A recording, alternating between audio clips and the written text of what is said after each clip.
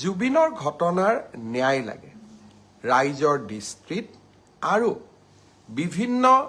পুলিচৰ হাতত অহা নথি পত্ৰৰ দৃষ্টিভংগীৰ পৰা শ্যামকানু মহন্ত সিদ্ধাৰ্থ শৰ্মা আৰু কেইবাজনকো আমি বহুত কথা সুধিব লাগিব আইনে আইনৰ ৰাস্তা ল'ব মই আজিৰ এই ফেচবুক লাইভৰ জৰিয়তে শ্যামকানু মহন্ত আৰু সিদ্ধাৰ্থ শৰ্মাক ক'ব বিচাৰোঁ যে আপোনালোকে জনতাৰ ধৈৰ্যৰ সৈতে খেলিবৰ বাবে চেষ্টা নকৰিব 6 অক্টোবৰ তাৰিখে আমি আপোনালোকক অসমত বিচাৰিছোঁ পূজাৰ কেইটামান দিনৰ বাবে আমি আপোনালোকক বিচৰা নাই যে দশমীলৈকে আপোনালোক আহক দশমীৰ পিছতে 6 অক্টোবৰত আমি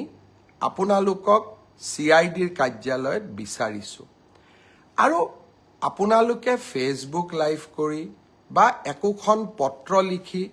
জনতা আৰু আইনৰ পৰা হাৰিব আপোনালোকে নোৱাৰিব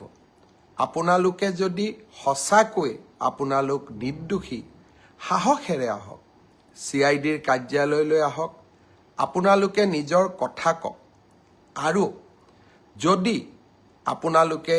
কথা ক'ব CIDক নোখোজে আদালতৰ ওচৰত গৈ কওক কিন্তু ৰাইজৰ ক্ষোভৰ সৈতে যি ক্ষোভ এতিয়া অগণিত পৰিণত হৈছে ক্ষোভৰ সৈতে আপোনালোকে খেলা নকৰিব মই অসমৰ মুখ্যমন্ত্ৰী হিচাপে আপোনালোকক স্পষ্ট সকিয়নি দিব খুজিছোঁ যে অহা